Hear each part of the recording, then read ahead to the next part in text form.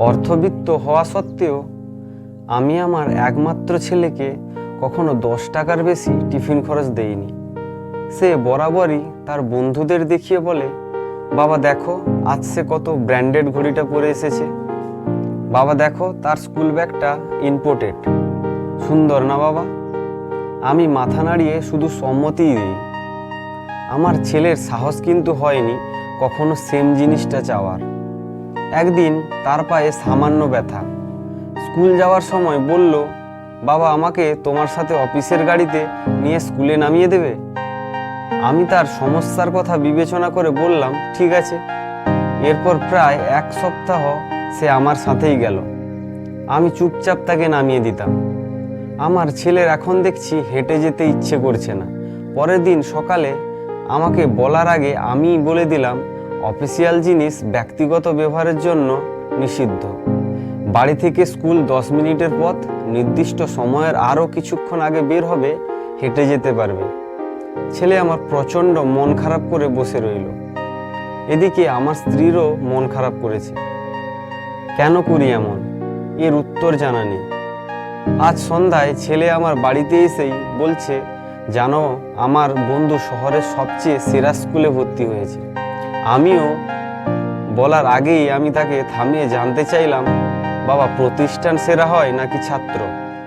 ধরো আমি তোমায় সে স্কুলে দিলাম, কিন্তু তুমি ফেল করলে কোনো এক সাবজেক্টে, তাহলে আমি কি বলবো, তুমি ফেল নাকি স্কুল? ছেলে বলল, বুঝেছি বাবা। আমি তার মাথায় হাত দিয়ে বললাম, এই পর্যন্ত তোমার ক্লাসের কোনো ছেলেই তোমাকে কাটাতে পারেনি, তুমি ফার্স্ট বয়, সুতরাং তুমি যেখানে সেরাটা দিবে সেই স্থানই সেরা তোমার মতো। এরপর সে আর এরকম কোনো কথা বলেনি। আজ বিকেলে ছেলে বলছে, বাবা একজন এক্সট্রা টিউটর দরকার, আমার ম্যাথ ইংলিশে একটু সমস্যা হচ্ছে। আমি ছেলেকে বললাম, বাবা একটু কষ্ট করতে হবে, আমি যখন রাত করে বাসায় ফিরবো 9টা কিংবা 10টায়, আমার কাছেই তোমাকে ম্যাথ আর ইংলিশ করতে হবে। বাবা তুমি টায়ার্ড থাকো না? আমি হেসে বললাম, না বাবা, আমার কাছে এত সামর্থ্য নেই তোমাকে এক্সট্রা টিউটর দেওয়ার, আমি বরং একটু কষ্ট করি, কি বলো? ছেলে আমাকে জড়িয়ে ধরে বলল, ঠিক আছে বাবা। স্ত্রী রাতের বেলা জিজ্ঞেস করলেন, তুমি এরকম 10টা টিউটর রাখতে পারো কিন্তু আমি চাই আমার সন্তান বুঝুক আরাম করে কিছু পাওয়া যায় না। মানুষের জীবনে অভাব আসলে তা কিভাবে মোকাবিলা করতে হয় সে সিস্টেম সে শিখুক, কোনো কিছু মন্দ নয় সে বুঝুক। আমার স্ত্রী চুপ হয়ে গেলেন। মাঝে মাঝে আমার ছেলেকে নিয়ে আমি ফুটপাতে হাঁটি, পথশিশু থেকে শুরু করে বিভিন্ন মানুষের সম্পর্কে জানাই। সে জানুক পৃথিবী শুধু চিন্তায় সুন্দর, বাস্তবে খুব কঠিন। আমি চাওয়া মাত্রই তাকে কিছু দেইনি। একদিন সে বলেছিল, বাবা তুমি এরকম কেন? তাকে বলছিলাম, সময় হলে বুঝবে।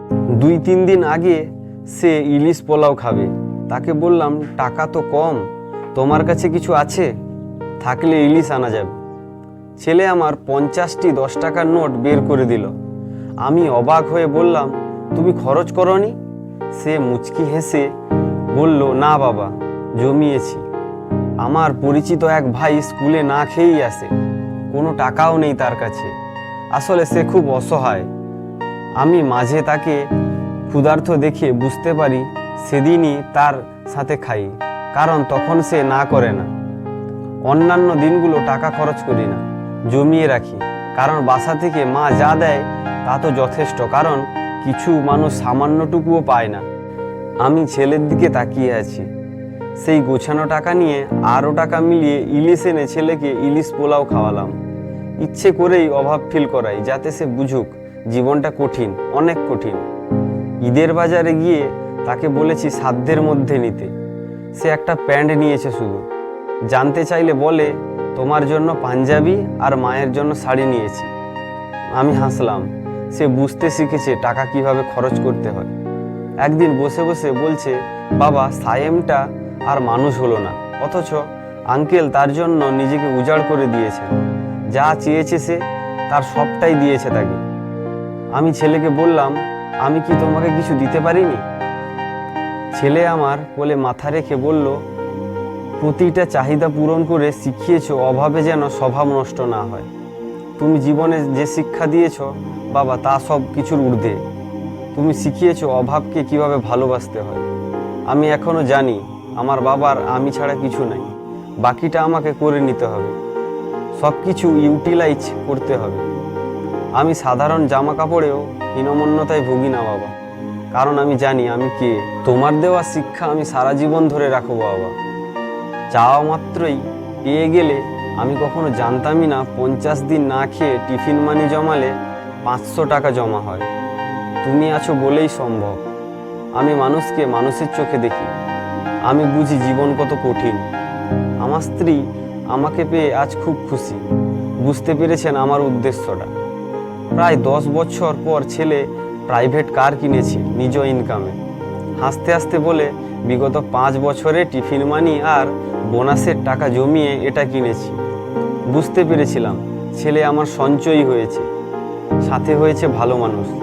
সপ্তাহ খানিক পর যাবতীয় সম্পত্তি তার নামে লিখে দিয়ে বললাম, সামলে রেখো। ছেলে দলিল আমার হাতে দিয়ে বলল, তোমরা সাথে থেকো, আর কিছু লাগবে না। আজ তাকে বুকে জড়িয়ে ধরে আমার স্ত্রী নীলিমাকে বললাম, দেখেছো আমি ভুল করিনি। আমি আমার সন্তানকে মানুষ করতে গিয়ে জীবনের শ্রেষ্ঠ শিক্ষাটাই দিয়েছি, যেমনটা আমার বাবা দিয়েছিলেন আমাকে। আমি অভাবে সন্তানকে লজ্জিত হওয়া নয়, বরং দৃঢ় থাকতে শিখিয়েছি।